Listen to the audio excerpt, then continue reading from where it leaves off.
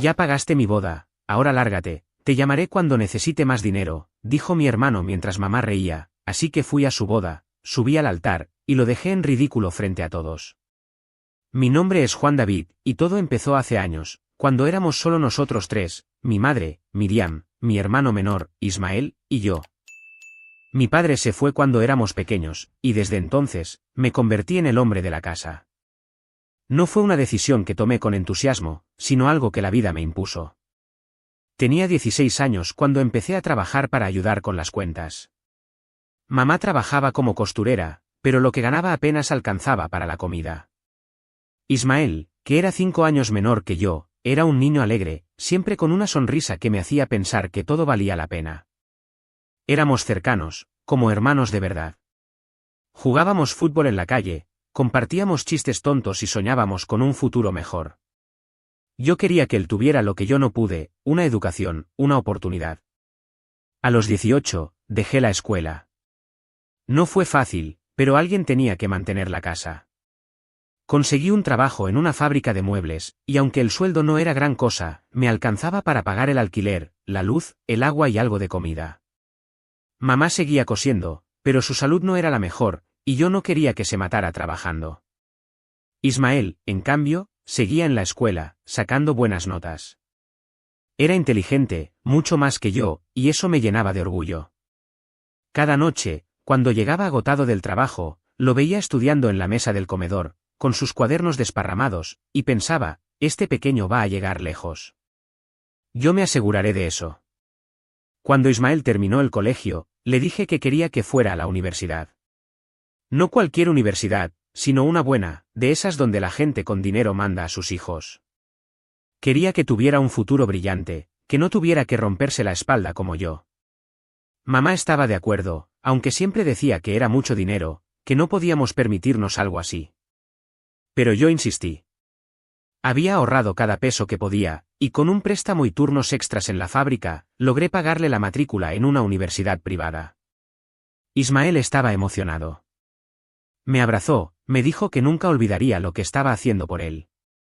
Hermano, te juro que voy a hacerte sentir orgulloso, me dijo con los ojos brillosos.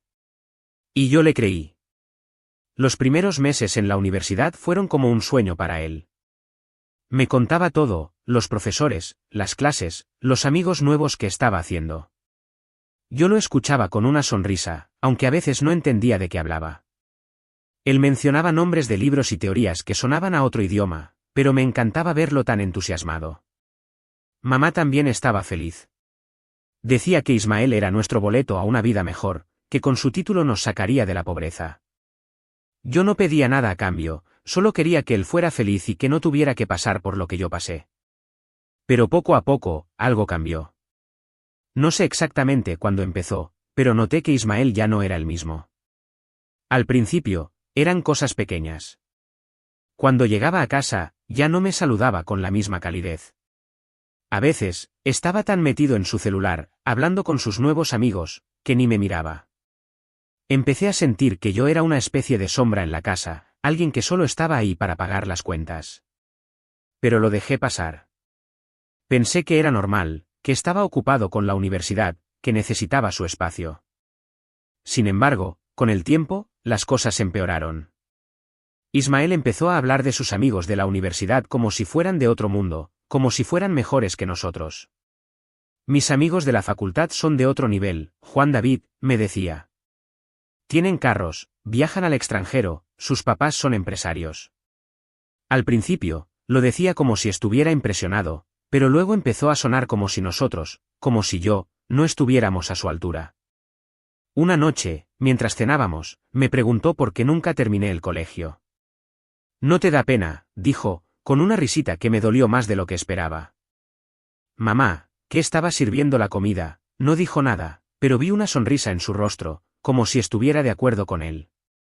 Intenté no tomarlo personal. Me dije que Ismael estaba cambiando, que la universidad lo estaba exponiendo a un mundo nuevo, y que tal vez necesitaba tiempo para encontrar el equilibrio. Pero sus comentarios se volvieron más frecuentes, más hirientes. ¿Cómo haces para vivir así, Juan David? Trabajando en una fábrica, sin estudios, sin nada. Oh, Mis amigos no entenderían tu vida, hermano. No tienes nada en común con ellos. Cada palabra era como un cuchillo, pero yo seguía pagando su universidad, su ropa, sus salidas. Porque eso hacen los hermanos, ¿no? Sacrificarse por los que quieren. Mamá, que siempre había sido mi apoyo, también empezó a cambiar. Al principio, solo eran comentarios sutiles. Ismael va a llegar lejos, Juan David. Él sí tiene futuro. Pero luego se volvieron más directos. Deberías aprender de tu hermano, él está estudiando, va a ser alguien importante. Yo no entendía. ¿Acaso no era suficiente que yo mantuviera la casa? ¿Que pagara las cuentas, la comida, la universidad de Ismael? ¿Que me rompiera la espalda para que ellos estuvieran bien? Pero nunca dije nada. Me tragué el dolor y seguí adelante. Un día, Ismael llegó a casa con una noticia, se iba a casar. Su novia, Daniela, era una chica que había conocido en la universidad. Era de una familia con dinero, según él, y estaba estudiando lo mismo que él. Es perfecta, Juan David, me dijo, con una emoción que no le veía desde hacía años. Es inteligente, bonita, y sus papás tienen contactos importantes. Me mostró una foto de ella, y aunque no soy de fijarme en esas cosas, era evidente que Daniela vivía en un mundo muy diferente al nuestro. Ropa cara, sonrisa perfecta, una vida que parecía sacada de una revista. Me alegré por él, de verdad. Pensé que tal vez el matrimonio lo haría madurar, que lo haría valorar más lo que teníamos como familia. Pero entonces vino el problema, la boda. Ismael quería una boda grande, elegante, algo que impresionara a los amigos ricos de Daniela y a sus compañeros de la universidad. Quería un salón lujoso, comida gourmet, una banda en vivo. Pero no tenía un peso. Todo lo que había gastado en la universidad, en su ropa, en sus salidas, había salido de mi bolsillo. Y ahora, para la boda, no tenía nada. Una noche, se sentó conmigo en la sala. Estaba diferente, más amable de lo que había sido en meses. Juan David, necesito hablar contigo, dijo, con esa voz suave que usaba cuando quería algo. Me explicó que la boda era importante, no solo para él, sino para su futuro. Que Daniela y sus amigos esperaban algo grande, y que él no podía decepcionarlos. Si no hago una boda como ellos esperan, van a pensar que soy un don nadie, dijo. Luego, me miró a los ojos y añadió, pero si me ayudas, te juro que voy a cambiar. No te voy a tratar mal nunca más.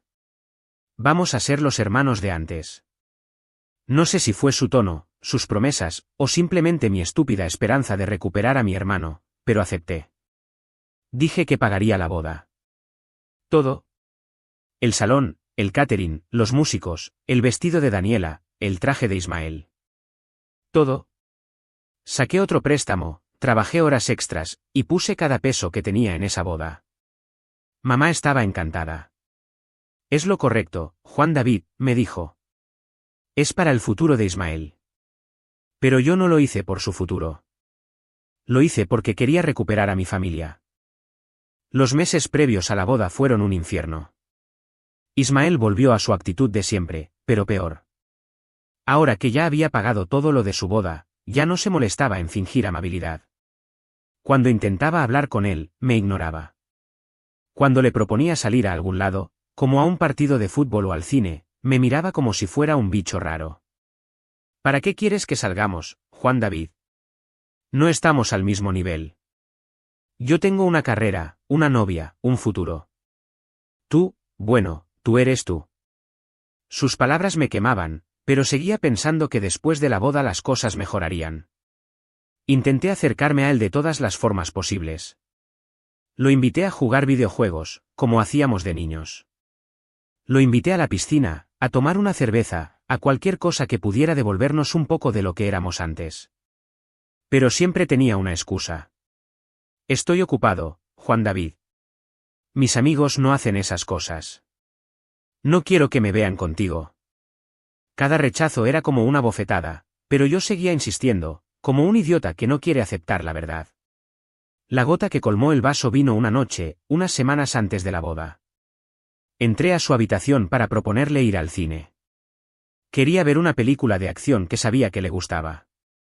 Pero él estaba en una videollamada con sus amigos, riéndose y hablando de cosas que no entendí. Cuando me vio, puso los ojos en blanco. ¿Qué quieres, Juan David?, dijo, con un tono que me hizo sentir como un intruso en mi propia casa.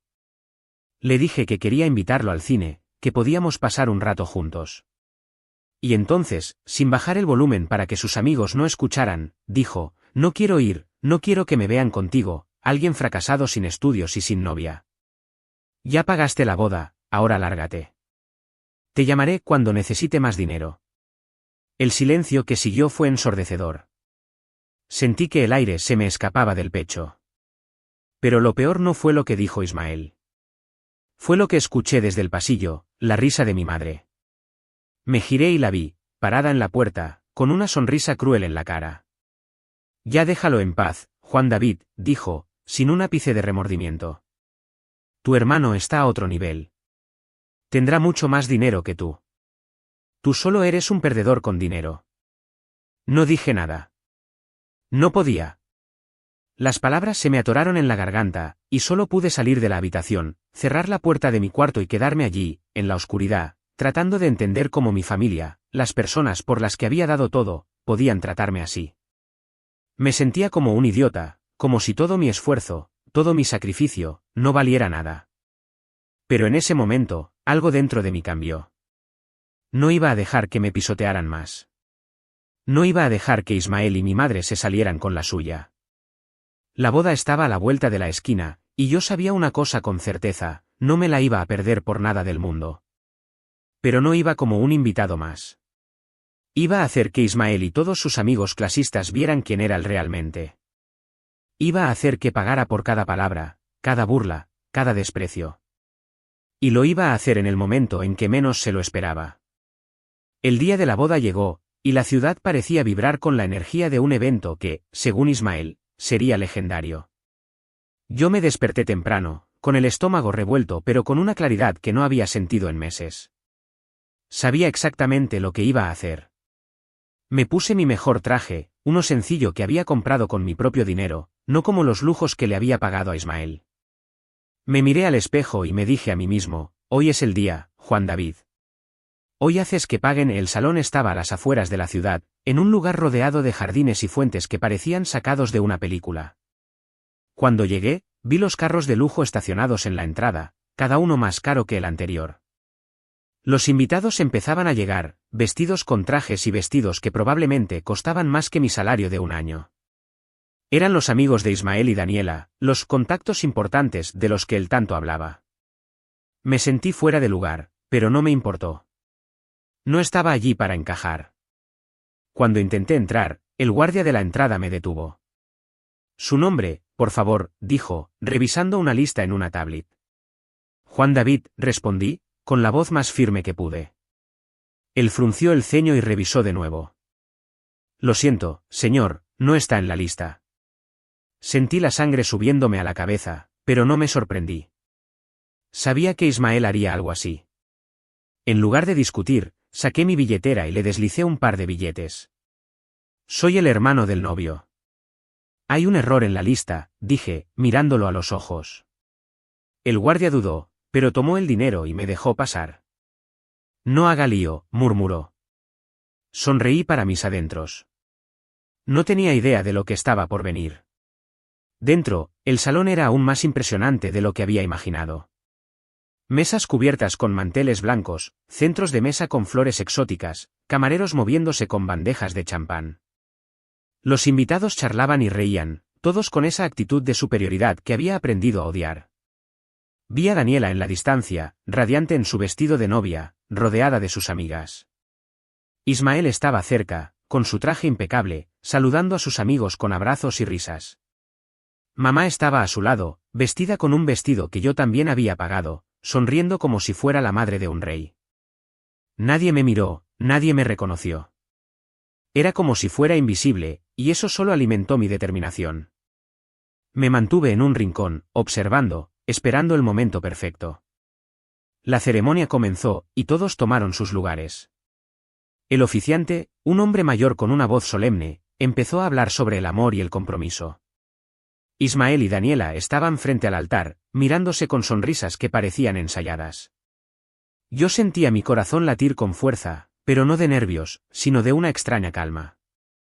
Sabía lo que iba a hacer, y no había vuelta atrás. Llegó el momento del consentimiento matrimonial. El oficiante miró a Ismael y le preguntó: ¿aceptas a Daniela como tu esposa, para amarla y respetarla todos los días de tu vida? Ismael, con una sonrisa triunfal, respondió: sí, acepto. El público aplaudió, y el oficiante se giró hacia Daniela. Pero antes de que ella pudiera hablar, dio un paso adelante. Era ahora o nunca. Subí al altar con paso firme, ignorando las miradas de sorpresa. Arranqué el micrófono de las manos del oficiante, que me miró como si estuviera loco. Ismael se dio cuenta de mi presencia y su rostro cambió de inmediato. ¿Qué haces aquí?, gritó, tratando de mantener la compostura. No te invité. Pero yo no lo miré. Miré al público, a esos amigos suyos que tanto admiraba, a Daniela, a mi madre, que estaba pálida en la primera fila. Buenas noches a todos, dije, con la voz más clara que jamás había usado. Soy Juan David, el hermano de Ismael. Sé que no estoy en la lista de invitados, pero no podía perderme este día tan especial. Después de todo, yo pagué por todo esto. Hice una pausa, dejando que mis palabras calaran. Un murmullo recorrió el salón, y vi a Ismael ponerse rojo, intentando acercarse para quitarme el micrófono. Pero me moví rápido, manteniéndolo a distancia. Quiero contarles una historia, continué. Desde que éramos niños, he trabajado para mantener a mi familia. Pagué las cuentas de la casa, la comida, la ropa. Pagué la universidad de Ismael, una universidad cara donde conoció a todos ustedes, sus amigos tan importantes. Señalé al público, y algunos bajaron la mirada, incómodos. Y cuando me dijo que necesitaba una boda para impresionar a Daniela y a todos ustedes, también la pagué. Cada peso de este salón, de la comida, de la música, de ese traje que lleva puesto, salió de mi bolsillo. El silencio era absoluto. Daniela miraba a Ismael con los ojos muy abiertos, como si no pudiera creer lo que estaba oyendo. Mamá intentó levantarse, pero se quedó congelada, con la mano en la boca. Ismael seguía intentando interrumpirme, gritando cosas como eres un envidioso, pero yo no me detuve. Y a cambio de todo eso, ¿saben qué recibí?, dije, alzando la voz. Burlas. Desprecio.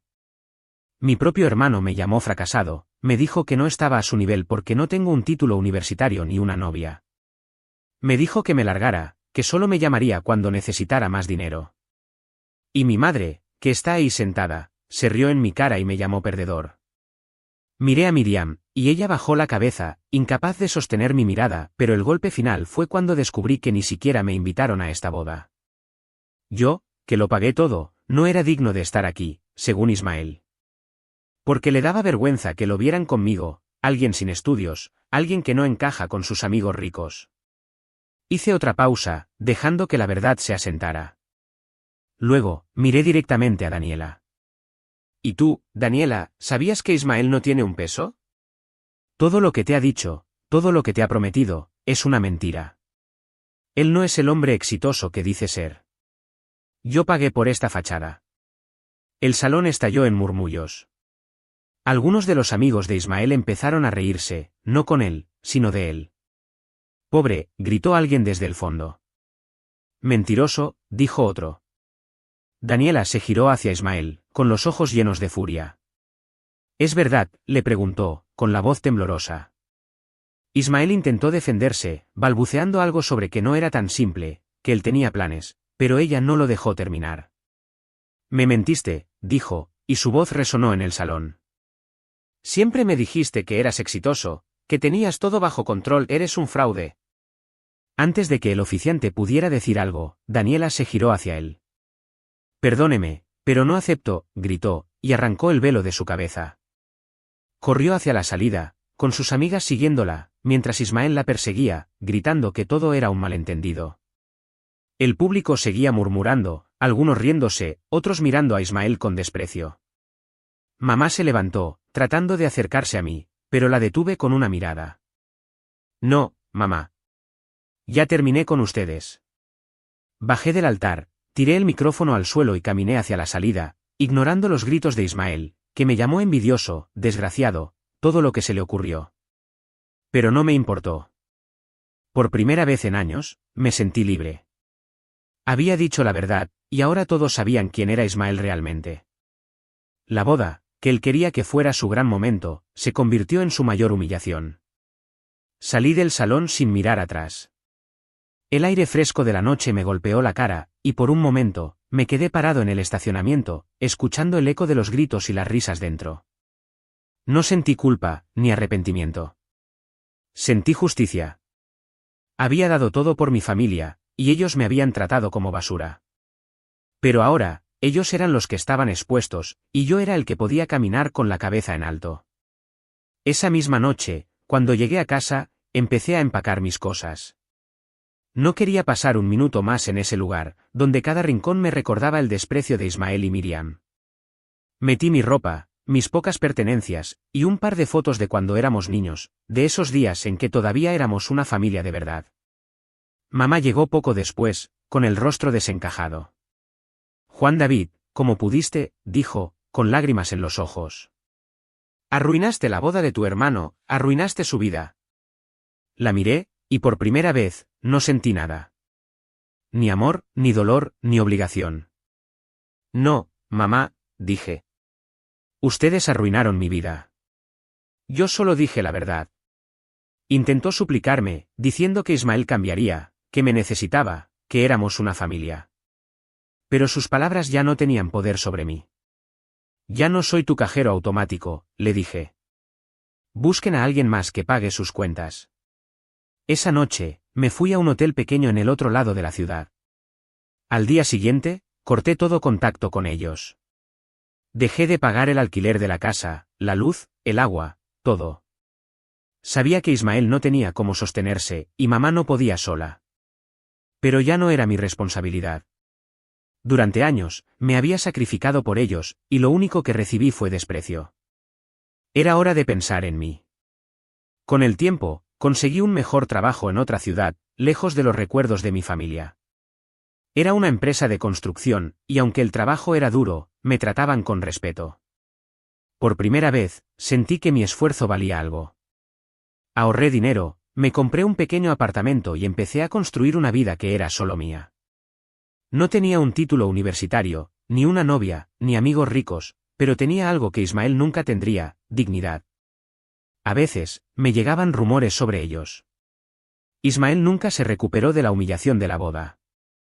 Daniela lo dejó para siempre, y sus amigos importantes lo abandonaron cuando se dieron cuenta de que no tenía nada que ofrecerles.